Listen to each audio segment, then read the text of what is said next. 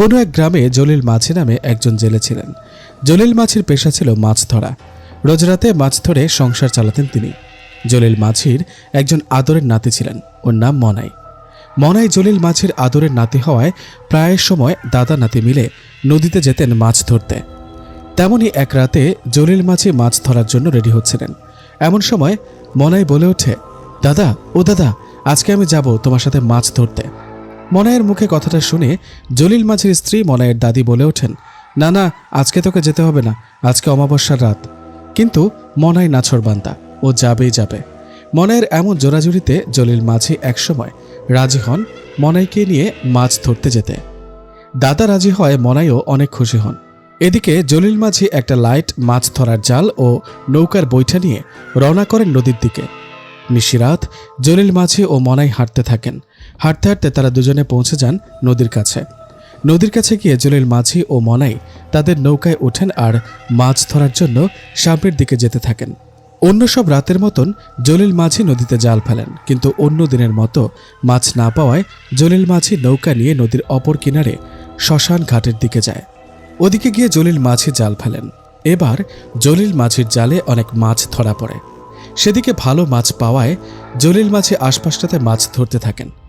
এদিকে মনাই নৌকায় বসে লাইট হাতে মাছ ধরা দেখছেন আর মাছগুলো নিয়ে ব্যাগে রাখছেন। এভাবে বেশ কিছুক্ষণ মাছ ধরার পর জলিল মাঝির হুঁশ ফেরে। জলিল মাঝি হঠাৎ করে বলে ওঠেন, কিরে, মাছ ধরতে ধরতে এই শ্মশানের দিকে চলে আসছি, জায়গাটা তো ভালো না, এখানে থাকা ঠিক হবে না, যাই আমাদের গ্রামের দিকে যাই। মাছ তো মোটামুটি অনেক পেয়েছি। এই ভেবে জলিল মাঝি নৌকা ঘুরিয়ে তার গ্রামের দিকে আসতে যাবে, ঠিক তখনই শ্মশান ঘাটের পাশ থেকে এক বৃদ্ধ লোক জলিল মাঝিকে ডাকতে থাকে। লোকটার ডাকে জলিল মাঝি থেমে বলে, কে কে ডাকে? জলিল মাঝির কথায় সে লোকটা বলে, আমাকে চিনবে না বাবা, আমি একটু বিপদে পড়েছি, তাই রাত করে নদীটা পার হতে হচ্ছে। তোমরা তো ওদিকেই যাচ্ছ, আমাকে নদীটা পার করে দাও না বাবা। রাতের বেলা অন্ধকারে ডাকাডাকি করছে লোকটা, আবার ডাকাত নয় তো? মনে মনে এটাই ভাবছেন জলিল মাঝি। এদিকে সে বৃদ্ধ লোকটা আবারও বলে ওঠে, তোমার কোনো ভয় নেই বাবা, আমাকে নদীটা পার করে দাও। আমার মেয়ের বাড়ি থেকে হঠাৎ খবর আসছে, আমার মেয়ে অসুস্থ, ওকে দেখতেই রাত করে যেতে হচ্ছে। বৃদ্ধ লোকটার কথা শুনে জলিল মাঝির মন গলে যায়। একসময় জলিল মাঝি লোকটাকে তার নৌকায় তোলেন। লোকটা নৌকায় উঠে নৌকার এক কোণে জড়সড় হয়ে বসে পড়েন, আর একদিকে জলিল মাঝি ও মনায় বসে নৌকা বাইতে থাকেন। এভাবে বেশ কিছু দূর আসার পর নৌকা যখন মাঝ নদীতে, তখন জলিল মাঝি একটা আওয়াজ শোনেন। জলিল মাঝির মনে হয় কেউ যেন কিছু একটা চিবিয়ে খাচ্ছে। এদিকে আওয়াজের সাথে সাথে জলিল মাঝির নাকে একটা বটকা গন্ধ চলে আসে। আওয়াজ আর বটকা গন্ধে জলিল মাঝির একটু সন্দেহ হয়।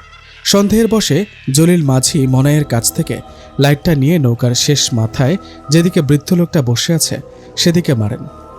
লাইট মারতে জলিল মাঝি অবাক, কারণ জলিল মাঝি লাইট মারতে দেখতে পান সেই বৃদ্ধ লোকটা জলিল মাঝির ধরা মাছগুলো চিবিয়ে চিবিয়ে খাচ্ছে। এই দেখে জলিল মাঝি বলে ওঠেন, সর্বনাশ, এটা তো কোনো মানুষ না, এটা তো মাছ খেকো পিশাচ। মাছ খেকো পিশাচ দেখে জলিল মাঝি লাইট ও নৌকার বৈঠা নিয়ে একটু সামনে এগোতেই সেই পিশাচটা নদীতে লাফ দেন। এই দেখে জলিল মাঝি বুঝতে পারেন তাদের সাথে খারাপ কিছু ঘটতে যাচ্ছে। মাছ খেকো পিশাচ তাদের পিছু নিয়েছে। এই ভেবে সেখান থেকে দ্রুত গ্রামের ঘাটের দিকে আসতে থাকে। কিন্তু কিছু দূর যাবার পর জলিল মাঝি খেয়াল করে তাদের নৌকাটা আর চলছে না। মনে হচ্ছে পানির নিচ থেকে নৌকাটা কেউ টেনে ধরেছে। এমন অবস্থায় জলিল মাঝি বুঝতে পারেন এটা সেই পিশাচের কাজ। এদিকে এমন অবস্থায় হঠাৎ অদৃশ্যভাবে কেউ বলে ওঠে, জলিল মাঝি, তোর মাছগুলো আমাকে দিয়ে যা। আওয়াজটা শুনে জলিল মাঝি বলেন, না, আমি কোনো মাছ দিতে পারবো না, এগুলো বেচে আমার সংসার চলে। জলিল মাঝির কথা শুনে সেই পিশাচটা বলে ওঠেন, মাছ না দিলে তোদের তো এখান থেকে যেতে দেব না। পিশাচের এমন কথায় জলিল মাঝি বলেন, আমাদের আটকানোর তুই কে বেটা? সাহস থাকলে সামনে এসে কথা বল। কথাটা বলে জলিল মাঝি নৌকা বাইতে থাকে, কিন্তু এতে কোনো লাভ হচ্ছে না। মনে হচ্ছে নৌকা একই জায়গায় দাঁড়িয়ে আছে। শুধু কি তাই, জলিল মাঝি খেয়াল করলেন তাদের নৌকা আস্তে আস্তে পানিতে তলিয়ে যাচ্ছে। এই অবস্থা দেখে জলিল মাঝি নৌকার বৈঠা দিয়ে আল্লাহু আকবার বলে পানিতে আঘাত করতে লাগলেন। জলিল মাঝি যখন আল্লাহু আকবার বলে পানিতে আঘাত করছেন, তখন মনে হচ্ছে নৌকাটা আবার ভেসে উঠছে, কিন্তু সেই পিশাচ নৌকাটা ছেড়ে দিচ্ছে না। জলিল মাঝি ও তার নাতি মনাই দুজনে চেষ্টা করে সামনের দিকে এগোতে পারছে না। কি একটা ভয়ঙ্কর অবস্থা। তখন প্রায় মধ্যরাত। মাঝ নদীতে জলিল মাঝি পিশাচের খপ্পরে পড়েছে। জলিল মাঝি বৈঠা দিয়ে পানিতে আঘাত করার এক সময় হঠাৎ পানির নিচ থেকে কুচকুচে কালো দুটো হাত বেরিয়ে এসে জলিল মাঝির পা টেনে ধরেন। হঠাৎ জলিল মাঝির পা টেনে ধরায় জলিল মাঝি নৌকাতে পড়ে যান আর অনেক চেষ্টা করেন সেই হাত দুটোকে ছাড়ানোর, কিন্তু কোনোভাবে সেই হাত দুটো জলিল মাঝির পা ছাড়ছে না। মনে হচ্ছে জলিল মাঝিকে টেনে পানিতে ফেলবে। জলিল মাঝির এমন অবস্থায় পাশে থাকা মনাই একটা কাজ করে বসে। মনাই পাশে থাকা নৌকার বৈঠাটা দিয়ে সেই কালো হাত দুটোকে আঘাত করতে থাকে। বেশ কয়েকটা আঘাত করার পর সেই কালো কুচকুচে হাত দুটো জলিল মাঝির পা ছেড়ে দেন। এদিকে পা ছাড়ার পর জলিল মাঝি বুঝতে পারেন পিশাচটা তাদের নৌকা ছেড়ে দিয়েছে। এই ভেবে জোরে জোরে নৌকা বাইতে থাকেন। এভাবে বেশ কিছু দূর আসার পর জলিল মাঝি ও মনাই দেখেন তাদের পেছন থেকে মনে হচ্ছে প্রচণ্ড ঝড় তাদের দিকে তেড়ে আসছে। মনে হচ্ছে এই বুঝি সেই ঝড় তাদের নৌকাকে লণ্ডভণ্ড করে দিবে। যেই ভাবনা সেই কাজ, কথা মতো মুহূর্তে সেই ঝড় তাদের নৌকাটাকে লণ্ডভণ্ড করে দেয়। জলিল মাঝি ও মনাই পড়ে যান নদীতে। মধ্যরাত এরকম অবস্থা দুজনে চিৎকার করতে থাকে আর সাঁতরিয়ে নদীর পাড়ের দিকে আসতে থাকেন। এমন অবস্থায় জলিল মাঝি ও মনাই খেয়াল করলেন পানির নিচ থেকে তাদের পা যেন কেউ টেনে ধরেছে। এই বুঝি তারা মারা যাবে। নিজের প্রাণ বাঁচাতে প্রচণ্ড জোরে চিৎকার করতে থাকে দুজনে। জলিল মাঝি ও মনাইয়ের চিৎকারে দূরে থাকা অন্য মাঝিরা তাদের নৌকা নিয়ে চলে আসে সেখানে। অন্য মাঝিরা কাছে এসে মনাই ও জলিল মাঝিকে পানি থেকে টেনে উপরে তুলে তাদের নৌকা করে পৌঁছে দেন ঘাটে। ঘাটে পৌঁছে জলিল মাঝি শান্তির নিঃশ্বাস ফেলে। অল্পের জন্য বেঁচে গেলেন। ঘাটে পৌঁছে জলিল মাঝি সেখানে দেরি না করে নাতি মনাইকে নিয়ে দ্রুত বাড়িতে চলে যান। ঘটনাটা এখানেই শেষ হলেও পারত, কিন্তু না, ঘটনার যে এখনো অনেক কিছু ঘটা বাকি আছে, শুনতে থাকুন, বুঝতে পারবেন। জলিল মাঝি ও মনাই বাড়িতে যাবার পর জলিল মাঝির কিছু না হলেও মনাইয়ের শরীরে অনেক জ্বর আসে। মনাইয়ের শরীরে জ্বর দেখে জলিল মাঝি বুঝতে পারেন ভয়ের কারণে মনাইয়ের শরীরে জ্বর এসেছে। এইভাবে পরের দিন মসজিদের ইমামের কাছ থেকে পানি পড়া এনে মনাইকে খাইয়ে দেন। এরপর ধীরে ধীরে মনাই সুস্থ হতে থাকে। এইভাবেই কেটে যায় 7-7টা দিন। এই 7 দিনে জলিল মাঝি ও মনাইয়ের সাথে কিছুই ঘটেনি। 7 দিন পর এক রাতে জলিল মাঝির স্বপ্নে দেখেন একটা কালো অবয়ব জলিল মাঝিকে বলছে, জলিল মাঝি, কি ভেবেছিস আমাকে আঘাত করে তোর আদরের নাতি বেঁচে যাবে? না, আমি ওকে বাঁচতে দেব না। আমাকে আঘাত করার ফল ওকে পেতে হবে। এরকম স্বপ্ন দেখায় জলিল মাঝির ঘুম ভেঙে যায়। জলিল মাঝি বুঝতে পারেন সেই পিশাচ এত সহজে তাদের পিছু ছাড়বে না। এইভাবে পরের দিন এক কবিরাজ নিয়ে এসে মনাইকে দেখিয়ে একটি তাবিজ মনাইকে পরিয়ে দেন। এভাবে কেটে যায় আরও 1টি মাস। এই এক মাসে জলিল মাঝি বা মনাই কোনো স্বপ্ন দেখেননি। 1 মাস পর এক রাতে জলিল মাঝি আবারও স্বপ্নে সেই পিশাচকে দেখতে পান। সেই পিশাচ জিনটা জলিল মাঝিকে বলেন, জলিল মাঝি, কি ভেবেছিস কবিরাজের কাছ থেকে তাবিজ আনলেই নাতিকে বাঁচাতে পারবি? না, পারবি না। আমাকে আঘাত করার ফল শেষমেশ পেতেই হলো। তোর নাতিকে নিয়ে গেলাম। স্বপ্নে এরকম কথা শুনে জলিল মাঝির ঘুম ভেঙে যায়। ঘুম ভাঙতে জলিল মাঝি দ্রুত মনাইয়ের রুমে গিয়ে দেখেন মনাই রুমে নেই। মনাই রুমে নেই মুহূর্তেই কথাটা আশেপাশে সবাইকে জানানো হয়। সবাই মিলে লাইট হাতে মনাইকে খুঁজতে থাকে, কিন্তু দুর্ভাগ্যের বিষয় হলো মনাইকে কোথাও খুঁজে পান না। পুরো গ্রাম তছনছ করে খোঁজার পরও যখন মনাইকে খুঁজে পাওয়া যাচ্ছিল না, তখন সবাই বলাবলি করছিল, রাতে আর খুঁজে লাভ নেই। মনাইকে তো সব জায়গায় খুঁজলাম, কোথাও পেলাম না। সকাল হলে আবার সবাই খুঁজতে বেরোবো। কথাটা বলে সবাই যে যার মতো চলে গেলেন। অসহায় হয়ে বসে রইলেন জলিল মাঝি ও তার স্ত্রী। এভাবে আতঙ্ক আর ভয়ের মাঝে কেটে গেল বাকি রাতটুকু। সকাল হতেই গ্রামের একজন লোক দৌড়ে আসলেন জলিল মাঝির বাড়িতে। লোকটা এসে হাঁপাতে হাঁপাতে বলতে লাগলেন, চলুন সবাই চলুন, নদীতে একটা লাশ ভেসে উঠেছে। সেখানে থাকা সবাই বলাবলি করছে, লাশের চেহারাটা মনাইয়ের মতো, চলুন তাড়াতাড়ি। লোকটার কথায় জলিল মাঝি সহ আশেপাশের সবাই দ্রুত চলে যান নদীর পাড়ে। সেখানে গিয়ে কয়েকজন মিলে সেই লাশটাকে উপরে তুলতেই সকলেই দেখেন এটা মনাইয়েরই লাশ। একটা 10-12 বছরের বাচ্চার হঠাৎ মৃত্যুতে গ্রামে নেমে আসে শোকের ছায়া। মনাই জলিল মাঝির আদরের নাতি হওয়ায় জলিল মাঝি ও তার স্ত্রী খুব ভেঙে পড়েন। গ্রামের কেউ মনাইয়ের মৃত্যুর কারণ না জানলেও জলিল মাঝি কিন্তু ঠিকই বুঝে গেছেন মনাইয়ের স্বাভাবিক মৃত্যু কোনো স্বাভাবিক নয়। মনাইকে ওই পিশাচ জিনটাই মেরে ফেলেছে। কি ভাবছেন গল্পটা এখানেই শেষ? না, এখনো অনেক কাহিনী বাকি। মনাই মারা যাবার 3 থেকে 4 দিন পর গ্রামে শুরু হয় এক ভয়ঙ্কর ঘটনা। গ্রামের অনেকেই মনাইকে দেখতে পান। এটা কিভাবে সম্ভব? 3-4 দিন আগে মরে যাওয়া একটা ছেলেকে কিভাবে দেখা যাচ্ছে? হাটবাজার থেকে ফেরার পথে, রাতে বাথরুমে বের হলে কিংবা রাতে মাছ ধরতে নদীতে গেলে মনাইকে দেখা যাচ্ছে। এমন অবস্থায় গ্রামে নেমে আসে ভয়ের আতঙ্ক। অনেকেই সন্ধ্যার পর বাইরে বের হতেন না ভয়ে। এমন ভয়ের মাঝে শুরু হয় আরেকটা অবাক করা ঘটনা। রাত করে গ্রাম থেকে বাচ্চা হারাতে শুরু করে, 1টা 2টা 3টা। এভাবে যখন বাচ্চা হারিয়ে যেতে থাকে তখন গ্রামের সবাই মিলে বসে সিদ্ধান্ত নেন, না, এইভাবে থাকা যাবে না। সামনে গ্রামে আরও বড় কিছু ঘটার আগে একজন কবিরাজকে নিয়ে আসতে হবে। যেই কথা সেই কাজ। পরের দিন সবাই মিলে একজন কবিরাজকে নিয়ে আসলেন গ্রামে। কবিরাজ গ্রামে পা রাখতেই সবাইকে উদ্দেশ্য করে বলেন, সর্বনাশ, এ তো খুব বড় পিশাচের খপ্পরে পড়েছেন সবাই। আমি এই পিশাচের সাথে পেরে উঠব না, আপনারা অন্য কাউকে গ্রামে নিয়ে আসুন। এই বলে কবিরাজ চলে যেতে থাকলে গ্রামের কয়েকজন কবিরাজকে অনেক অনুরোধ করেন। সবার অনুরোধে কবিরাজ বলেন, আসলে আমার শক্তির থেকে পিশাচটার শক্তি অনেক বেশি। আমি এই কাজ করতে পারবো না ঠিকই, কিন্তু আপনাদের এই এক হুজুরের ঠিকানা দিয়ে যাই, পারলে ওনাকে নিয়ে আসুন, নইলে সবাই বিপদে পড়বেন। কথাটা বলে বড় হুজুরের ঠিকানা দিয়ে কবিরাজ চলে গেলেন। কবিরাজ চলে যাওয়ায় গ্রামের সবার মাঝে ভয়ের আতঙ্ক বেড়ে গেল। কিন্তু এভাবে চললে তো হবে না, বাঁচতে হবে এই ভেবে কবিরাজের দেওয়া ঠিকানা অনুযায়ী সবাই সেই হুজুরের সাথে দেখা করলেন। হুজুরের সাথে দেখা করে সবাই হুজুরকে সব ঘটনা খুলে বলে অনেক অনুরোধ করে ওনাকে নিয়ে গ্রামে আসেন। গ্রামে এসে হুজুর শুরু থেকে শেষ সব ঘটনা শোনেন। সব শুনে হুজুর কিছুক্ষণ চুপ থেকে সবাইকে উদ্দেশ্য করে বলেন, আপনাদের গ্রামে এক ভয়ঙ্কর পিশাচের আগমন ঘটেছে। মূলত এই পিশাচটা থাকতেন নদীর ওই পারে শ্মশান ঘাটে। 2-1 মাস আগে জলিল মাঝি এক অমাবস্যার রাতে ওইদিকে মাছ ধরতে যান, আর ভুলবশত ওই পিশাচটাকে নৌকায় তোলেন। নৌকায় তোলার পর জলিল মাঝি বুঝতে পারেন ওটা আসলে একটা পিশাচ। এরপর তাদের মাঝে অনেক ঝামেলা হয়। ঝামেলার এক ফাঁকে মনাই ওই পিশাচটিকে আঘাত করে। কি জলিল মাঝি ঠিক বললাম তো? হুজুরের মুখে কথাগুলো শুনে জলিল মাঝি মাথা নিচু করে বলে ওঠেন, হ্যাঁ, সব সত্যি। জলিল মাঝি বিষয়টা স্বীকার করায় হুজুর বলেন, পিশাচটা মূলত জলিল মাঝি ও মনাইয়ের পিছু পিছু এই গ্রামে আসে, আর মনাইও পিশাচটাকে আঘাত করার কারণে পিশাচটা মনাইকে মেরে ফেলে। হুজুরের মুখে কথাগুলো শুনে কয়েকজন প্রশ্ন করলেন, হুজুর, মনাই যদি মারাই যাবেন তাহলে আমরা অনেকেই ওকে দেখতে পাই কেন এখনো? আর আমাদের গ্রাম থেকে বাচ্চারা হারিয়ে যাচ্ছে কেন? সবার কথা জবাবে হুজুর বললেন, আপনারা মনাই ভেবে যাকে দেখেন সেটা ওই পিশাচ জিনটা। পিশাচটা মনাইয়ের রূপ নিয়ে সবাইকে দেখা দেন আর সবার মাঝে ভয়ের আতঙ্ক ছড়ান। শুধু কি তাই, আপনাদের যাদের বাচ্চা হারিয়ে গেছে এসব বাচ্চাদের ওই পিশাচ জিনটাই নিয়ে গেছে। আগেই বলেছিলাম ওর কাঁচা মাছ মাংস অনেক পছন্দ। ও বাচ্চাদেরকে ধরে নিয়ে গিয়ে তার রক্ত মাংস খেয়ে ফেলে। হুজুরের কথাগুলো শুনে গ্রামের সবাই অবাক।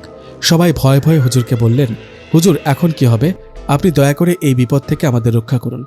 সবার কথায় হুজুর বলেন, বিপদ থেকে রক্ষা করার মালিক আল্লাহ, আমি উসিলা মাত্র, আমি চেষ্টা করছি কিছু করার। এই বলে হুজুর সবার সামনে রুকিয়া করলেন। হুজুর একটা গোল বৃত্ত এঁকে সেখানে ওই পিশাচ জিনটাকে হাজির করলেন। পিশাচ জিনটা হাজির হয়ে সবার সামনে গর্জন করতে লাগলেন আর হুজুরকে বলতে লাগলেন, তোর এত বড় সাহস, আমাকে হাজির করিস? তোর বংশ নির্বংশ করে দিব, চলে যা এখান থেকে। এদিকে পিশাচ জিনের কথার ভয়ে না পেয়ে হুজুর বললেন, আমার কি করবি সেটা পরে দেখে নিব। মনাইকে তুই কেন মারলি? কেনই বা বাচ্চাদেরকেও মারছিস? হুজুরের কথায় সেই পিশাচ জিন বলে ওঠেন, মনাইকে তো মারবই, ও আমাকে আঘাত করেছে, আমাকে আঘাত করার মজা বুঝিয়ে দিয়েছি, একদম খাড় মোটকে মেরে ফেলেছি রে। আর রইল বাচ্চাদের কথা, আমি ওদের খেয়ে মজা পাই, এতে আমার শক্তি বেড়ে যায়। পিশাচের কথাগুলো শুনে হুজুর রেগে বলে ওঠেন, চুপ, আর একটা কথাও না, এই গ্রাম ছেড়ে যাবি কিনা বল। হুজুরের কথায় পিশাচ জিনটা হাসতে হাসতে বলে, না, সে কোথাও যাবে না। এভাবে হুজুর ও পিশাচ জিনের মাঝে অনেক তর্কাতর্কির এক ফাঁকে হুজুর তার সাথে থাকা বন্ধু জিনের সাহায্যে পিশাচ জিনটাকে বন্দি করে মেরে ফেলেন। জিনটাকে মেরে ফেলায় হুজুর সবাইকে বলেন, জিনটাকে মেরে ফেলেছি, যদিও তাকে মারার কোনো ইচ্ছা ছিল না, কিন্তু ও খুব খারাপ পিশাচ জিন, ওকে ছেড়ে দিলে ও আবারও কারো না কারো ক্ষতি করতে পারত। আপনাদের কোনো ভয় নেই, এখন থেকে আর কোনো সমস্যা হবে না আশা করি। হুজুর চলে যাবার আগে জলিল মাঝিকে বললেন, মনাইয়ের জন্য দোয়া করে নিতে, কিছু এতিম মিসকিনকে সাহায্য দিতে। কথাটা বলে হুজুর চলে যান। এরপর থেকে গ্রামে আর কোনো সমস্যা হয় না, সব কিছু স্বাভাবিক হয়ে যায়। কিন্তু জলিল মাঝির মনে মনাইকে হারানোর কষ্টটা থেকেই যায়। এতক্ষণ শুনছিলেন প্রথম গল্প, এবার আপনাদেরকে শোনাবো দ্বিতীয় গল্প। এইটা সেই তাল গাছ। হ্যাঁ, এটাই সেটা। রনি বলল, গাছটাকে দেখে তো ভয়ঙ্কর লাগছে না, সাধারণ গাছ মনে হচ্ছে। আকাশ বলল, সাধারণ মনে হলেও গাছটা আসলেই ভয়ঙ্কর। গ্রামের মানুষ এই গাছটার বিষয়ে জানে। এই গাছে নাকি বেশ শক্তিশালী কিছু জিন বসবাস করে। রাতের বেলা কেউ বিপদে না পড়লে এই রাস্তা দিয়ে কেউ আসে না। ওই দেখ তালগাছের পাশে পুকুরটা, সেই পুকুরে কোনো মাছ নেই। রনি বলল, মাছ নেই কেন? কত বড় পুকুর! পুকুরের মালিক কি বোকা? হ্যাঁ, তুই ঠিক বলেছিস। পুকুর এমনিতে ফেলে রেখেছে, মাছ চাষ করতেও তো পারে, তাই না? তোরা ভুল বুঝছিস। এই পুকুরে মাছ নেই কেন জানিস? কারণ পুকুরে মাছ ছেড়ে দিলে সে মাছ থাকে না। এই পুকুরের মালিক কয়েকবার ছোট মাছ ছেড়ে দিয়েছিলেন, কিন্তু পরে জাল টেনে দেখা যায় পুকুরে একটা মাছও নাই। শিমুল বলল, মাছ থাকে না কেন? এটা কেমন কথা? এটাই তো কারণ। শুধু এই তালগাছটি ভয়ঙ্কর না, ওর সাথে এই পুকুরটাও ভয়ঙ্কর। লোকে বলে পুকুরের মাছ ওই জিনেরা খেয়ে ফেলে। রনি বলল, এটা কোনো কথা? মাছ যদি জিনেরা খেয়ে ফেলে তাহলে এরকম পুকুর না থাকাই ভালো। পুকুরটা মাটি দিয়ে ভরাট করতেও তো পারে, তাই না? না, পারে না। পুকুরের মালিক যখন ঠিক করে মাটি দিয়ে পুকুরটা ভরাট করবে, ঠিক তখনই সে জিনগুলো সে মালিককে ঘুমের মধ্যে স্বপ্নে ভয় দেখায়। পুকুর ভরাট করলে অনেক বড় ক্ষতি হবে। শিমুল বলল, ও তাই নাকি? খুবই ভয়ঙ্কর ঘটনা তো। আকাশ বলল, এটা ভয়ের কিছু না, ভয়ের আরও ঘটনা আছে, শোন। কয়েক মাস আগে এই পুকুরে দুটো বাচ্চা গোসল করতে নামে, কিন্তু তারা আর ফেরত আসে না। এই খবরটা চারিদিকে ছড়িয়ে পড়ার পর গ্রামের অনেকে পুকুরে নামে। ডুবুরি আনা হয়, জাল ফেলা হয়, কিন্তু সেই বাচ্চা দুটোকে পাওয়া যায় না। বাচ্চা দুটোকে না পেয়ে একসময় হতাশ হয়ে সবাই বাড়িতে চলে যায়। এই ঘটনার পরের দিন সবাই দেখতে পায় পুকুরে সেই বাচ্চা দুটোর লাশ ভেসে উঠেছে। রনি বলল, আরে বাবা, তারপর কি হলো? তারপর আর কি হবে? এই ঘটনার পর সবাই এই পুকুরকে ভুতুরে পুকুর বলে, তাই কেউ গোসল করতে নামে না এই পুকুরে। এ তো গেল পুকুরের ঘটনা। এখন আসি আসল ঘটনায়, তালগাছের ঘটনায়। বস এখানে, এখানে বসে বসে শুনতে থাক। আকাশের কথায় রনি ও শিমুল দুজনে বসে আকাশকে বলে, এখন পুরো ঘটনা বল। রনি ও শিমুলের কথায় আকাশ বলে, শোন তাহলে। এই গ্রামে একজন মাছ ব্যবসায়ী ছিল। ওনার নাম ছিল আব্দুল মালিক। মালিক সাহেবের পেশা বিভিন্ন বাজারে গিয়ে মাছ বিক্রি করতেন। একদিন হয় কি, মাছ বিক্রি করতে করতে অনেক রাত হয়ে যায়। এদিকে সেদিন সব মাছ বিক্রিও হয়নি। তাই মালিক সাহেব ভাবেন, আজ আর বিক্রি হবে না, বাজারে তো লোক নেই, রাতও অনেক হয়েছে, বাড়িতে চলে যায়। তো কথা মতো মালিক সাহেব সব কিছু ব্যাগে নিয়ে সাইকেলে করে বাড়ির দিকে আসতে লাগলো। অন্ধকার রাত, মালিক সাহেবের সাথে একটা লাইট ছিল, সেটার আলোতে সাইকেল চালাচ্ছেন। তো সাইকেল চালাতে চালাতে একসময় মালিক সাহেব সেই তালগাছের কাছে চলে আসে। সেখানে আসতেই মালিক সাহেব খেয়াল করলেন তার সাইকেলটা আস্তে আস্তে থেমে যাচ্ছে। মনে হচ্ছে কেউ পেছন থেকে শক্ত করে টেনে ধরছে। এই অবস্থা দেখে মালিক সাহেব সাইকেল থেকে নেমে পেছনে তাকান, কিন্তু কাউকেই দেখতে পান না। কাউকে দেখতে না পেয়ে যখন সামনের দিকে যেতে লাগলেন, তখন আবারও মনে হলো পেছন থেকে কেউ সাইকেলটা টেনে ধরেছে। এবার মালিক সাহেব বুঝে যান বিষয়টা স্বাভাবিক কিছু না, তার সাথে অস্বাভাবিক কিছু ঘটছে। তাই তিনি বলে উঠলেন, কেউ কি আছো এখানে? মালিক সাহেবের কথায় একটা আওয়াজ ভেসে আসে, মালিক, তোর ব্যাগের ভেতরে যে মাছগুলো আছে সেগুলো দিয়ে যা। আওয়াজটা শুনে মালিক সাহেব বলে, মাছ না, আমি কেন আপনাদের মাছ দেব? এগুলো আমার মাছ, আমি মাছ বিক্রি করে চলি, এটা আমার ব্যবসা, আমি কোনো মাছ দিতে পারবো না। তখন আবারও একটা আওয়াজ ভেসে আসে, মালিক দেখ, আমরা তোর কোনো ক্ষতি করব না, তুই শুধু মাছগুলো আমাদেরকে দিয়ে যা। এবারও মালিক সাহেব একই উত্তর দেন, না, আমি একটি মাছও দেব না। এই বলে উনি একটু সামনের দিকে যেতেই দেখলেন কোথা থেকে হঠাৎ করে কয়েকটা কুকুর এসে উনাকে ঘিরে ধরেন। কুকুরগুলো সাধারণ কুকুরের থেকে অনেক বড়, আর কুকুরগুলোর চোখ আগুনের মতো জ্বলজ্বল করছে। ওদের দেখে মনে হচ্ছে খুবই রেগে আছে। এই মনে হয় মালিক সাহেবকে কামড় দিবে। বলতে না বলতে হঠাৎ করে সেখানে থাকা একটা কুকুর মালিক সাহেবের পায়ে কামড় মারে। কামড় দেয় মালিক সাহেব ব্যথায় চিৎকার দিয়ে ওঠে। তার হাত থেকে সাইকেলটা পড়ে যায়। এরকম ভয়ানক অবস্থায় মালিক সাহেব নিজের যান বাঁচাতে পাশে থাকা একটা লাঠি দিয়ে সেই কুকুরগুলোর ওপর আঘাত করতে থাকেন। আঘাত করতে করতে হঠাৎ একটা কুকুরের মাথায় বাড়ি লাগে, আর সাথে সাথে কুকুরটি মাটিতে পড়ে ভয়ঙ্করভাবে ডাকতে থাকেন। এদিকে বাকি কুকুরগুলো হঠাৎ করে পাশে থাকা ঝোপের আড়ালে চলে যান। এ দেখে মালিক সাহেব সেখানে দেরি না করে তাড়াতাড়ি বাড়িতে চলে আসেন। বাড়িতে আসার পর তার সাথে আর কোনো ঘটনা ঘটেনি। এদিকে রাতে ঘটে যাওয়া ঘটনা মালিক সাহেব তার বাড়ির কাউকে বলেনি। এই ঘটনার ঠিক 3 দিন পর মালিক সাহেব হঠাৎ করে নিখোঁজ হয়ে যান। কোথায় গেছে কেউ জানে না। তার পরিবারের লোকজন সব জায়গায় খোঁজেন, কোথাও পান না। এমনকি মাইকিংও করা হয় আশেপাশে এলাকায়, তবুও তার কোনো খোঁজ পান না। এমন অবস্থায় মালিক সাহেবের পরিবার একজন হুজুরের কাছে যান বিষয়টা ভুতুরে কিনা জানতে। হুজুরের কাছে যাবার পর হুজুর মালিক সাহেবের স্ত্রী ও সন্তানদের একটা ভয়ঙ্কর কথা বলে হুজুর বলে, মালেক সাহেব বেঁচে আছেন, কিন্তু জিনেরা তাকে তাদের রাজ্যে বন্দী করে রেখেছে। হুজুরের মুখে কথাটা শুনে মালেক সাহেবের স্ত্রী ও সন্তানেরা অবাক হয়ে জিজ্ঞেস করেন, কেন হঠাৎ জিনেরা ওনাকে কেন ওনাদের রাজ্যের বন্দী করে রেখেছে? তখন হুজুর বলেন, আসলে আমি এই বিষয়ে তেমন কিছু বলতে পারবো না, কারণ মালেক সাহেবকে যে জিনেরা ধরে নিয়ে গেছে ওরা অনেক শক্তিশালী। আমি এই বিষয়ে কিছু করতে পারবো না ঠিকই, কিন্তু আমি আপনাদের একজন বড় হুজুরের ঠিকানা দিই। উনি আমার ওস্তাদ হুজুর, উনার কাছে যান, আপনাদের উনি সাহায্য করতে পারবে। হুজুরের কথা শুনে মালেক সাহেবের স্ত্রী সন্তানেরা বড় হুজুরের ঠিকানা নিয়ে সেখানে চলে যান। সেখানে যাবার পর মালেক সাহেবের স্ত্রী বড় হুজুরকে সব ঘটনা খুলে বলেন। হুজুর সব ঘটনা শুনে ওদের বলেন, ঠিক আছে, আমি এই বিষয়টা দেখব, তার আগে জানতে হবে আসল ঘটনা কি, মালেক সাহেবকে কেন জিনেরা ধরে নিয়ে গেল। আপনারা কালকে আবার আমার কাছে আসবেন। আজ রাতে আমি আমার সাথে থাকা জিনদের মাধ্যমে জানব আসল ঘটনা কি মালেক সাহেবের বিষয়ে। কাল আসবেন, আশা করি সবটা জানতে পারবেন। যাই হোক, বড় হুজুরের কাছে কথাগুলো শুনে ওনারা সবাই চলে যায়। কথা মতো পরের দিন আবার হুজুরের কাছে আসেন। হুজুরের কাছে আসতেই হুজুর খুব অবাক করা ভয়ঙ্কর একটা তথ্য দেন। হুজুর মালেক সাহেবের স্ত্রী ও সন্তানকে বলেন, আপনাদের গ্রামে যে তালগাছ আছে সেই তালগাছের পাশ দিয়ে মালেক সাহেব একদিন রাতের বেলা ফিরছিলেন। তখন মালেক সাহেবের সাথে কয়েকটা মাছ ছিল। সেই মাছ দেখে সেই তালগাছে থাকা ভয়ঙ্কর কয়েকটা পিশাচ জিন মালেক সাহেবকে বলেন মাছগুলো দিয়ে যেতে, কিন্তু মালেক সাহেব মাছগুলো দিতে চান না। তাই সেই জিনগুলো কুকুরের রূপ নিয়ে মালেক সাহেবের ওপর আক্রমণ করার চেষ্টা করে। ঠিক তখনই ভয়ে ও জীবন বাঁচাতে মালেক সাহেব লাঠি নিয়ে সেই কুকুররূপী জিনগুলোকে মারতে থাকে। মারতে থাকার এক পর্যায়ে একটা কুকুররূপী জিনের মাথায় আঘাত লাগে আর সে মারা যায়। সে জিনটা মারা যাওয়ায় তার সাথে থাকা বন্ধু জিনেরা মালেক সাহেবকে ধরে নিয়ে তাদের রাজ্যে বন্দী করে রাখেন। হুজুরের মুখে কথাগুলো শুনে মালেক সাহেবের স্ত্রী বলেন, হুজুর, তাহলে এখন উপায় কি? আমার স্বামীকে কিভাবে ফিরে পাবো? আপনি একটা ব্যবস্থা করুন। এই বলে উনি কান্না করতে থাকেন। মালেক সাহেবের কান্না দেখে বড় হুজুর বলেন, আপনি কান্না করবেন না, আমি সব রকম চেষ্টা করছি। আগামীকাল আমি জিনদের রাজ্যে যাব, সেখানে কালকে মালেক সাহেবের বিচার হবে। মালেক সাহেবের বিচার করবে জিনদের মেন সর্দার। সেখানে যদি মালেক সাহেবের দোষ প্রমাণ হয় তাহলে তাকে আর ফিরে পাবো না, আর দোষ প্রমাণ না হলে ফিরে পাবো। দোয়া করুন আল্লাহর রহমতে আমরা যেন ফিরে পাই। আপনারা এখন বাড়িতে চলে যান, কালকে বিকেলের দিকে আমার বাড়িতে আসবেন। হুজুরের কথাগুলো শুনে মালেক সাহেবের স্ত্রী সন্তান চিন্তিত হয়ে বাড়িতে ফিরে যান। এদিকে গ্রামে শোরগোল পড়ে গেল। মালেককে জিনেরা নাকি ধরে নিয়ে গেছে। সবার মাঝে একটা আতঙ্ক সৃষ্টি হয়ে গেল। যাই হোক, সেই দিনটা চলে গেল।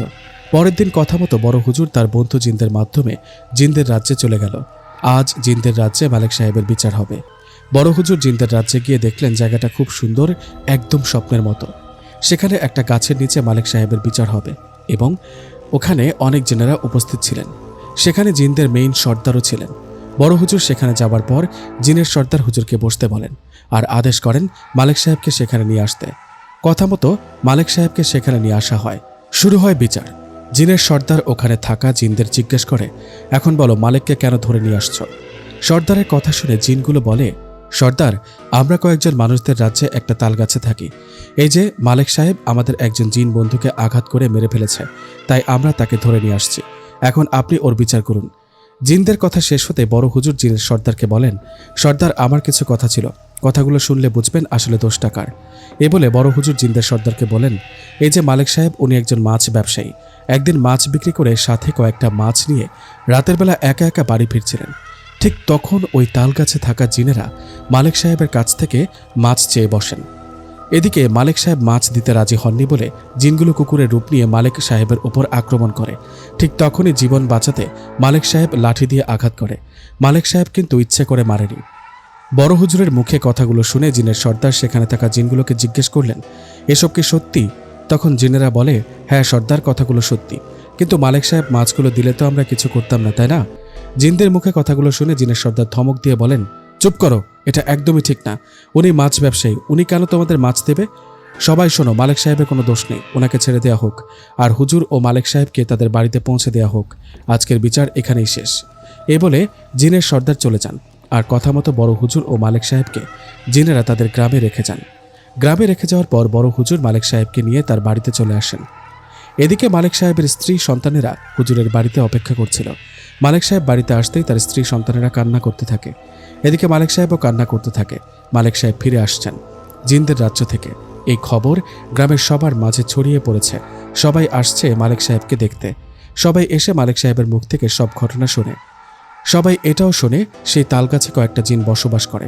এদিকে সেই তালগাছের মালিক উনিও এই ঘটনা শোনেন আর চিন্তা করেন তালগাছটা কেটে ফেলবেন। কথা মতো গাছের মালিক দুইজন লোক ঠিক করেন।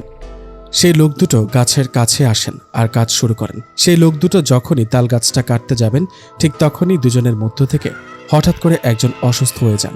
তার মাথা ঘুরতে থাকে। একজন অসুস্থ, আরেকজন তো ভালো ছিল। সেই লোকটা যখনই কুড়াল দিয়ে তাল গাছে একটা আঘাত করছে ঠিক তখনই গাছ থেকে রক্ত বেরোতে থাকে। এই দৃশ্য দেখে গাছ কাটতে আসা দুইজনে ও গাছের মালিক অনেক ভয় পেয়ে যান। তারা ভয়ে সেখান থেকে চলে যান। সেদিন দিনের বেলা আর কোনো ঘটনা না ঘটলেও সে রাতে গাছের মালিকের সাথে একটা ভয়ঙ্কর ঘটনা ঘটে। সে রাতে হঠাৎ ওনার ঘুম ভেঙে যায়। ঘুম ভাঙতেই উনি দেখেন কুচকুচে কালো দুটা অবয়ব ওনার পায়ের কাছে দাঁড়িয়ে আছে। এটা দেখে উনি চিৎকার করতে যাবেন ঠিক তখনই সেই কালো অবয়ব দুটো ওনার পা ধরে একটা টান দিয়ে নিচে ফেলে দেন। নিচে পড়ে গিয়ে উনি মাথায় আর কোমরে অনেক ব্যথা পান। এদিকে সেই অবয়ব দুটো তখন তালগাছের মালিককে বলেন, তোর এত বড় সাহস হয় কি করে আমাদের বসবাসের স্থানে হাত লাগাস? আমরা ওই তালগাছে থাকি, তুই কেন ওটা কেটে ফেলার জন্য লোক নিয়ে আসছিস? আজকে সাবধান করে গেলাম, এরপর কখনো এরকম সাহস দেখালে তোর বংশ শেষ করে দিব, কেউ বাঁচবি না। এই বলে সেই ভয়ঙ্কর অবয়ব দুটো চলে যান। সেই থেকে এই গাছের মালিক ভয়ে আর তালগাছটা কাটার সাহস করেনি। আর সাথে থাকা পুকুরটাতেও মাছ ছেড়ে দেন না। মাছ ছেড়ে দিলে ওগুলো আর পাওয়া যায় না। আকাশের মুখে কথাগুলো শুনে রনি ও শিমুল বলেন, এ তো অনেক বড় ঘটনা রে। হ্যাঁ, এখন তো দিন, তাই স্বাভাবিক লাগছে। রাত হলে জায়গাটা ভয়ঙ্কর হয়ে ওঠে। আমার মুখে কথাটা শুনে রনি আর শিমুল বললেন, তাহলে রাতের বেলা আসা যাক এখানে, দেখি লোকে যা বলছে তা আসলে সত্যি কিনা। ওদের কথার জবাবে আমি বললাম, পাগল হলি নাকি? এত কিছু শোনার পর এই জায়গায় আসবি, তাও আবার রাতের বেলা? শিমুল বলল, হ্যাঁ আসবো, আমরা দেখব লোকে যা বলে তা সত্যি নাকি মিথ্যা। শিমুল বলল, আমরা রাতের বেলা এই তালগাছের কাছে আসব আর নিজের চোখে দেখব লোকে যা বলে তা সত্যি নাকি মিথ্যা। শিমুলের মুখে কথাটা শুনে আমি অনেক বারণ করলাম, কিন্তু শিমুল ও রনি আমার কোনো কথা শুনল না। জেদ করে বসেছেন রাতে এখানে আসবেন তো আসবেনই। যাই হোক, কথা মতো সেই রাতে আমার কথা না শুনে শিমুল ও রনি দুজনে বেরিয়ে পড়লেন সেই তালগাছের কাছে। আমি ইচ্ছের বিরুদ্ধে উপায় না পেয়ে ওদের সাথে চলতে লাগলাম। আমরা তিনজনই হাঁটছি। আমি রনি ও শিমুলকে বললাম, দেখ ভাই, তোরা দুজন আমাদের গ্রামের না, তোরা দুজনে আমার বাড়িতে বেড়াতে আসছিস, তাই হয়তো এসব পাগলামি তোদের মাথায় ঢুকছে। ওই তালগাছটা আসলেই ভয়ানক। এখনও সময় আছে, চল বাড়িতে ফিরে যাই। চুপ থাকতো, হাঁটতে থাক আমাদের সাথে। শিমুল বলল, আরে ভয়ের কি আছে, কিছুই হবে না, আয়। কি আর করার, আমার কথা তো ওরা শুনছে না। হাঁটতে হাঁটতে আমরা সেই ভয়ানক তালগাছের কাছে চলে গেলাম। একদমই গাছটার কাছে না গিয়ে একটু দূরে ঝোপের আড়ালে লুকিয়ে পড়লাম। হঠাৎ আমাদের পেছনে একজন বৃদ্ধ লোক বলে উঠলেন, কে তোমরা? এত রাতে এখানে কি করছো? শিমুল বলল, আমরা যেই হই, আগে বলুন আপনি কে? আপনি এখানে কি করছেন? বেশি সাহস দেখিও না, চলে যাও এখান থেকে। কেন? না গেলে কি হবে? ভূতে ধরবে নাকি? আসুক না ভূত, দেখি কেমন। বৃদ্ধ লোকটি আবার বলল, বেশি কথা না বলে চলে যাও এখান থেকে, যত তাড়াতাড়ি পারো। আমি বললাম, ভাই, উনি বারবার করে বলছে চল না এখান থেকে। শিমুল বলল, তুই চুপ থাকতো। এই যে আপনি তখন থেকে চলে যাও বলছেন কেন? কে আপনি? আপনি যান এখান থেকে। রনি বলল, এই শিমুল, বাদ দে তো, তালগাছের দিকে তাকা, দেখ কোনো ভূত দেখতে পাস কিনা। রনির কথা শুনে পেছন থেকে সে বৃদ্ধ লোক বলে উঠলেন, ভূত ওখানে না, ভূত তোদের পেছনে। বৃদ্ধ লোকটার কথায় তিনজনই পেছনে তাকাতেই বুকটা ধুক করে উঠল। আমরা পেছনে তাকিয়ে দেখি সে বৃদ্ধ লোকটার কোনো মাথা নেই। মাথাবিহীন একটা দেহ আমাদের পেছনে দাঁড়িয়ে আছে। এটা দেখে এক লাফে তিনজনই পেছনে পিছিয়ে গেলাম। এদিকে দেহবিহীন মাথাটা আমাদের সামনে ভয়ঙ্করভাবে হাসতে লাগলো। এই দৃশ্য দেখে ভয়ে তিনজনই চিৎকার দিয়ে দিলাম একটা দৌড়। এদিকে পেছন থেকে সে মাথা কাটা দেহটা আমাদের পেছন পেছন দৌড়াতে লাগলো। আমাদের পেছনে মাথাবিহীন শরীরটা দৌড়াচ্ছে।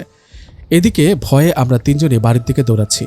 দৌড়াতে দৌড়াতে আমরা যখন বাড়ির সামনে চলে আসি তখন পেছনে তাকিয়ে দেখি সে ভয়ঙ্কর অবয়বটি আর আমাদের পেছনে নেই। এই দেখে হাঁপ ছেড়ে একে অপরকে বললাম, বেঁচে গেলাম রে, কি ভয়ানক অবস্থা। যাই হোক, বাইরে আর অপেক্ষা না করে রুমে চলে গেলাম।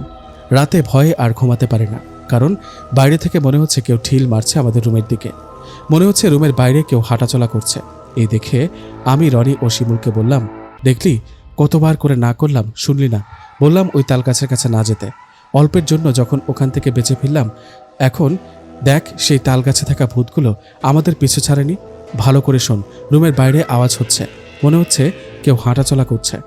শিমুল বলল, আরে ভাই, এত ভয় পাবার কিছু নেই, বুঝলি, আমাদেরই ভুলের জন্য ভয় পেয়েছি। রনি বলল, হ্যাঁ ঠিক বলেছিস, আর এসব ভয় দেখালে কি হবে? আমরা কি ভয় পাবো নাকি? আমরা আমাদের কাজ ঠিকই করব। ওখানে থাকা সব সোনা দানা ধন সম্পদ আমাদের হবে। আমি বললাম, রনি, তুই কি নিয়ে কথা বলছিস? কিছুই তো বুঝতে পারছি না, খুলে বলতো। শিমুল বলল, আমি বলছি শোন, আসলে আমি আর রনি এমনি এমনি তোর বাড়িতে বেড়াতে আসিনি। আমরা এসেছি একটা উদ্দেশ্যে। ওই যে তালগাছটা আছে না, সবাই জানে তালগাছে কয়েকটা জিন বাস করে, কিন্তু কেউ এটা জানে না ওই তালগাছের নিচে সোনা দানা অনেক ধন সম্পদের 7টা হাড়ি আছে। একজন কবিরাজের মাধ্যমে জানতে পেরেছি ওগুলা নিতেই আমি আর রনি তোর বাড়িতে আসছি। আমি বললাম, কি? এগুলা কি বলিস? দেখ ভাই, যদি ওখানে ধন সম্পদ থাকে তবুও ওটা নেওয়ার সাহস করিস না। আজকের ঘটনা ঘটার পর এই কথা ভাবলি কি করে? দেখ ভাই, ওগুলা ওই তালগাছে থাকা জিনদের জিনিস, ভুলে যাও সবের কথা। রনি বলল, আরে চুপ কর তো, এত কিসের ভয়? আমরা কোটিপতি হব, সাথে তুইও হবি, আর সেটা কালকে রাতেই। কাল রাতে সবগুলো সোনার হাড়ি তুলে নিয়ে আসবো। আমি বললাম, এত সহজ নাকি ওগুলো নিয়ে আসা? আজকে মাথাবিহীন একটা ভয়ঙ্কর জিনের দৌড়ানি খেয়ে অল্পের জন্য বেঁচে আসলাম, কাল আবার যাব পাগল নাকি? শিমুল বলল, আরে আমাদেরই ভুল হয়েছে, কবিরাজ আমাদেরকে তাবিজ দিয়েছে, এই তাবিজ হাতে বাঁধলে কোনো অবয়ব সামনে আসতো না। আমরা ভুল করে তাবিজ হাতে না বেঁধে তালগাছের কাছে গিয়েছিলাম, তাই এরকম ঘটনা ঘটেছে। আজকের ঘটনা ভুলে যা, কালকে রাতের জন্য প্রস্তুতি নে। আমি বললাম, মাথা খারাপ, আমি যাব না ভাই, যেতে হয় তোরা যাবি, আমার কোটিপতি হবার লোভ নেই, সোনা দানা চাই না আমার। রনি বলল, ঠিক আছে, তাহলে আমি আর শিমুল কালকে যাব তালগাছের নিচ থেকে মাটি খুঁড়ে সোনা দানা ধন সম্পদ সব নিয়ে আসতে। আজকে তাহলে ঘুমিয়ে পড়। রনির কথায় চিন্তায় চিন্তায় ঘুমিয়ে পড়লাম। পরের দিন রাতে রনি ও শিমুল সেই ভয়ঙ্কর তালগাছের কাছে যেতে রেডি হচ্ছিল। তখন আমি আবারও বললাম, ভাই, শেষবারের মতো ভাব, ওখানে যাস না, বিপদ হবে। শিমুল বলল, কিচ্ছু হবে না, এই দেখ, হাতে তাবিজ বেঁধে নিয়েছি, এখন কোনো জিন আমাদের কাছে আসতে পারবে না। আমি বললাম, তোদের বিপদ হলে তোদের মা বাবাকে কি বলবো বলতো? ওনারা আমাকে কি ভাববে? রনি বলল, ওসব নিয়ে তোকে চিন্তা করতে হবে না, তোকেও শেষবারের মতো বলছি, আমাদের সাথে চল, কোটিপতি হয়ে যাবি। না ভাই, আমি যাব না, তোরা যা। ওকে, তাহলে তুই থাক, আমরা চললাম। এই বলে রনি ও শিমুল সেই ভয়ঙ্কর তালগাছের দিকে যেতে লাগলো। তালগাছেই নিচে থাকা ধন সম্পদ, গুপ্তধন, সোনা দানা এসব তুলে নিয়ে আসতে। যাই হোক, ওরা চলে যাবার পর আমি টেনশনে আর ঘুমাইনি, বসে বসে ফোন টিপছিলাম। এভাবে যেতে লাগে সময়। রাত তখন 2টা বাজে। হঠাৎ এক দৌড়ে শিমুল আমার রুমে ঢুকে ধপাস করে পড়ে গেল। ওকে দেখে আমি বিছানা থেকে এক লাফে নেমে শিমুলের কাছে গিয়ে বললাম, শিমুল, কি হয়েছে? এই শিমুল। কিন্তু শিমুল জ্ঞান হারিয়ে ফেলেছে, তাই ওকে বিছানায় শুইয়ে দিয়ে মুখে পানি ছিটাতে ভয়ে শিমুল চমকে উঠল। ওর জ্ঞান ফিরতে আমি বললাম, শিমুল, আমি, ভয় পাস না, আমি আছি, কি হয়েছে বল তোর? শরীর এরকম কাটাছেঁড়ার দাগ কেন? রনি কোথায় বল? আমার কথায় শিমুল ভয়ে কাঁপতে কাঁপতে বলল, জানি না ভাই। শিমুলের কথায় ওকে বললাম, জানিস না মানে? ওর কোনো বিপদ হলো না তো? চল আমার সাথে, তালগাছের কাছে গিয়ে দেখি। না ভাই, ওখানে যাব না, মরে যাব, ওই জায়গাটা আসলেই ভয়ঙ্কর, ওই জিনগুলো আমাদের মেরে ফেলবে। আরে কিছুই হবে না, আমাদের সাথে লাইট থাকবে, রনি নিশ্চয়ই কোনো বিপদে পড়েছে, চল আমার সাথে। এই বলে লাইট আর শিমুলকে সাথে নিয়ে চলে গেলাম সেই তালগাছের দিকে। সেখানে গিয়ে চিৎকার করে ডাকতে লাগলাম রনিকে, কিন্তু আমাদের কথায় রনি কোনো সাড়া দিচ্ছে না। আমরা দুজনেই সেই তালগাছের আশপাশ খুঁজতে খুঁজতে অবশেষে রনিকে পেলাম, কিন্তু খুব ভয়ঙ্করভাবে। রনি বেঁচে নেই, মারা গেছে। ওর মৃত্যুটাও ভয়ঙ্করভাবে হয়েছে। ওকে যখন খুঁজে পেলাম তখন আমি আর শিমুল দেখলাম রনিকে কে জানি উল্টো করে মাটিতে পুঁতে রেখেছে, মানে ওর মাথাটা পুরোটা মাটির নিচে ঢুকানো। এই দৃশ্য দেখে শিমুল আর আমি চিৎকার করতে করতে রনিকে উদ্ধার করি আর বাড়িতে নিয়ে যাই। এই ঘটনার পরের দিন সবাই এই ভয়ঙ্কর ঘটনাটা জানতে পারে। আমি আর শিমুল সবাইকে বলি, রনি রাতের বেলা ওই তালগাছের কাছে মজার ছলে ভূত দেখতে গিয়েছিল, তাই এরকম হয়েছে। যাই হোক, রনির মৃত্যুর 2 দিন পর আমি শিমুলের সাথে দেখা করি আর শিমুলকে বলি, শিমুল শোন, তোর সাথে কথা আছে। শিমুল বলল, জানি, কি বলবি? সে রাতে আমার আর রনির সাথে কি ঘটেছে সেটা জানবি তো? হ্যাঁ, সেটাই বল, সে রাতে তোদের সাথে কি ঘটেছে? শিমুল বলল, অনেক ভয়ঙ্কর ঘটনা ঘটেছে ভাই, বলতে গেলে গা শিউরে ওঠে। রনিকে ওই জিনগুলোই মেরেছে। হ্যাঁ, সেটা আমি জানি, তুই বল তোদের সাথে কি কি ঘটেছে। ওকে শোন। শিমুল আমাকে বলল, তাহলে শোন, সে রাতে আমার আর রনির সাথে যা যা ঘটেছিল। আমরা দুজনে তোর কাছ থেকে বিদায় নিয়ে সেই তালগাছের দিকে যেতে থাকি। নিঝুম রাত, রাস্তায় কেউ ছিল না, আমি আর রনি হাঁটছি। হঠাৎ কে জানি আমাদের পেছন থেকে বলে ওঠে, ফিরে যা, ওদিকে যাবি না, ভালোই ভালোই বলছি, ফিরে যা। ওই কথাগুলো শুনে আমি আর রনি থেমে যাইনি, আমরা জানি সেই তালগাছে থাকা দুষ্টু জিন আমাদের নানাভাবে ভয় দেখানোর চেষ্টা করবে। আমরা পেছনে না তাকিয়ে সামনের দিকে হাঁটতে থাকি। হাঁটতে হাঁটতে একসময় সেই তালগাছের কাছে চলে যায়। সেখানে গিয়ে রনি আর আমি দুজনের দিকে তাকিয়ে কাজ শুরু করি। আমাদের সাথে কোদাল ও মাটি খোঁড়ার যন্ত্র ছিল, সেগুলো দিয়ে আমরা সেই তালগাছের গোড়ায় কোপ দিয়েছি। ঠিক তখনই আবারও পেছন থেকে আওয়াজ ভেসে আসে, খবরদার, এই ভুল করবি না, চলে যা এখান থেকে। আবারও সেই আওয়াজ শুনে আমরা দুজন ভয় না পেয়ে তালগাছের গোড়ায় মাটি খুঁড়তে থাকি। আমাদের একটাই লোভ ছিল, তালগাছের গোড়ায় মাটি খুঁড়ে গুপ্তধন, সোনা দানা যা আছে সব বের করে নিব। এসবের লোভে আশপাশ কান না দিয়ে মাটি খুঁড়তে থাকি। হঠাৎ পাশের ঝোপ থেকে 2-3টা মাথা কাটা অবয়ব আমাদের দিকে এগিয়ে আসতে থাকে। এই দৃশ্য দেখে আমি ও রনি দুজনের কাছাকাছি দাঁড়িয়ে পড়ি। ঠিক তখনই সে মাথা কাটা অবয়বগুলো আমাদের বলে, তোদের সাহস তো কম না, আমাদের এখানে এসে আমাদের জিনিসের প্রতি লোভ করিস, তোদের তো আজ রক্ষে নেই। সেই অবয়বগুলোর কথায় যে কেউ হয়তো ভয় পাবে, কিন্তু আমরা ভয় পাইনি। কেন জানিস? কেন? এই দৃশ্য দেখে তো সবাই ভয় পাবে, তোরা ভয় পাসনি কেন? কারণ আমাদেরকে কবিরাজ বলেছিল এসব জিন আমাদের নানাভাবে ভয় দেখাবে, আর যতক্ষণ সেই তাবিজ হাতে বাঁধা থাকবে ততক্ষণ কোনো জিন আমাদের কিচ্ছু করতে পারবে না, কাছেও আসতে পারবে না। তাই নাকি? তারপর কি হলো বল? আমি ও রনি দাঁড়িয়ে আছি, ওদিকে 3-4টা অবয়ব আমাদের পেছনে দাঁড়িয়ে প্রতিনিয়ত আমাদের ভয় দেখাচ্ছে। আমরা দুজনে ভয় না পেয়ে আবারও মাটি খুঁড়তে থাকি। মাটি খুঁড়তে খুঁড়তে একসময় সেখানে থাকা সোনার একটা হাড়ি দেখতে পাই। ওটা দেখে যেই না আমি আর রনি ধরতে যাব, ঠিক তখনই চারিদিকে হঠাৎ করে ঝড় শুরু হলো। মনে হলো এই বুঝি সবকিছু উড়ে যাবে। এরকম অবস্থা দেখে আমি ও রনি দুজনকে জড়িয়ে ধরি। এভাবে কিছুক্ষণ ঝড় হবার পর হঠাৎ থেমে গেল। আমরা দুজন খেয়াল করলাম আমাদের হাতে থাকা তাবিজ 2টা একা একাই খুলে মাটিতে পড়ল। এদিকে ঠিক তখনই আমাদের চারিদিকে ভয়ঙ্কর সব অবয়ব আমাদের দিকে এগিয়ে আসতে শুরু করলো। এটা দেখে রনি আর আমি দুজনকে বললাম, অবস্থা তো খারাপ, পালা এখান থেকে। এই বলে দুজন সেখান থেকে চিৎকার দিয়ে একটা দৌড় দেয়।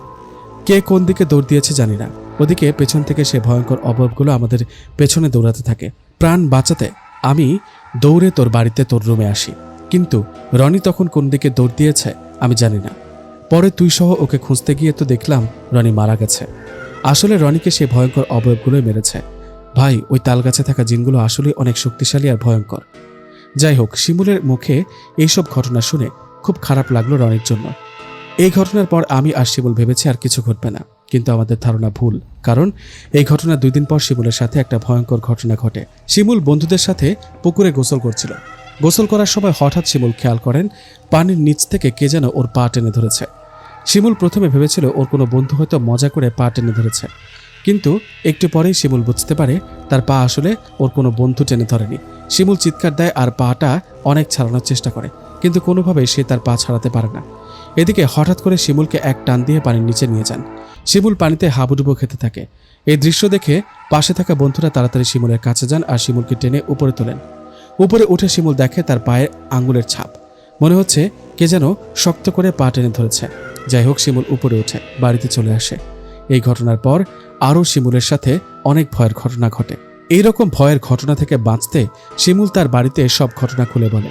শিমুলের মুখে এসব শুনে তার পরিবার ও গ্রামের কয়েকজন মিলে একজন বড় হুজুরের কাছে যান। হুজুরের কাছে যাবার পর শিমুল ও আমি সব ঘটনা হুজুরকে খুলে বলি। হুজুর সব ঘটনা শুনে আমাদের গ্রামে আসেন। গ্রামে আসার পর হুজুর শিমুলের ওপর সেই তালগাছে থাকা জিনগুলোকে হাজির করেন।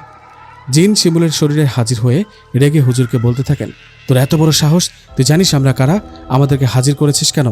জিনগুলোর কথা শুনে হুজুর বলেন, তোমরা রনি নামে একটা ছেলেকে মেরেছ, আবার শিমুলের পিছু ছাড়ছ না কেন? ওরা না বুঝে ভুল করেছে, শিমুলকে ছেড়ে দাও। জিনগুলো বলল, না, শিমুলকে ছাড়বো না, ওকে তো সেই রাতে মেরে ফেলতাম, ভাগ্য ভালো যে বেঁচে গেছে, কিন্তু রনি বাঁচতে পারেনি, ওকে মেরে ফেলেছি। হুজুর বলল, রনিকে মেরেছ, শিমুলকে কিছু করবে না, ছেড়ে দাও। তাছাড়াও তোমাদের নামে আরও বিচার আছে, তোমরা তালগাছে থাকো, সেজন্য ওই তালগাছের পাশ দিয়ে গ্রামের কেউ চলাফেরা করতে পারে না। রাত হলে তো ভয়ে ওদিকে কেউ যায় না। এছাড়াও তালগাছের পাশে পুকুরের মাছ চাষ করতে পারে না। এগুলোর জন্য তোমরা দায়ী, তোমাদের এগুলো বন্ধ করতে হবে। জিনগুলো বলল, হুজুর তুই আমাদের ভয় দেখাচ্ছিস? ভয় পাচ্ছি না, আমাদের পিছনে লাগিস না, তাহলে সমস্যায় পড়বি। হুজুর বলল, তোরা বেঁচে থাকলে তো আমার সমস্যা করবি, আমার বিষয়ে একটু খোঁজ নিয়ে দেখ, আমার কথা শোন, নইলে বোতলে বন্দি করে মেরে ফেলবো। ওকে বল কি করতে হবে আমাদের। তোরা রনিকে মেরে ফেলেছিস, শিমুলকে ছেড়ে দিবি, আর তালগাছে থাকতে হয় থাকবি, ভালো কথা। গ্রামের কোনো মানুষকে ভয় দেখাতে পারবি না, কোনো ক্ষতি করতে পারবি না, হোক সেটা দিনে বা রাতে। জিনগুলো বলল, ওকে ঠিক আছে, আমরা শর্তে রাজি। আপনিও সবাইকে বলে দিবেন রনি আর শিমুলের মতো কেউ যেন আমাদের সম্পদের ওপর হাত না বাড়ায়, তাহলে মেরে ফেলবো। ঠিক আছে, এখন চলে যাও। হুজুরের কথায় জিনগুলো চলে গেল। এই ঘটনার পর থেকে শিমুলের সাথে কোনো ভয়ঙ্কর ঘটনা ঘটেনি, কিন্তু রনির কথা মনে হলে আজও খারাপ লাগে। গল্পটা আপনাদের কাছে কেমন লাগলো অবশ্যই জানাবেন, আর নতুন নতুন গল্প শুনতে চ্যানেলটি সাবস্ক্রাইব করে রাখুন। ধন্যবাদ সবাইকে।